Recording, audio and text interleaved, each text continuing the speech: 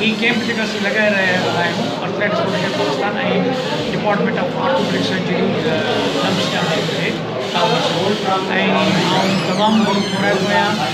BPH आहे मटियारी ऐं RSC भटशा जो जंहिं सां असां भरपूर ताउन कयो आहे उहे फार्मास्यूटिकल कंपनीज़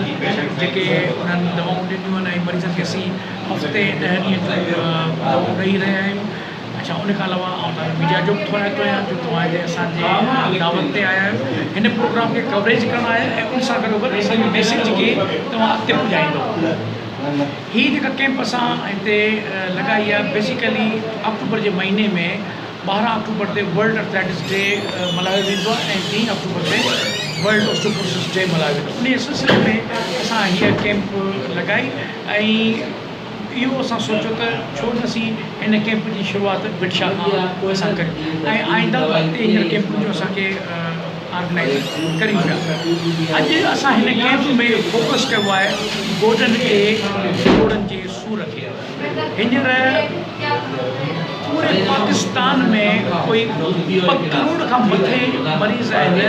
जेके गोॾनि जे सूर में मुबतला आहिनि ऐं उन में तमामु वॾो अंग अहिड़ो आहे गोॾनि जे जोड़नि जो जंहिंखे गोॾा तब्दील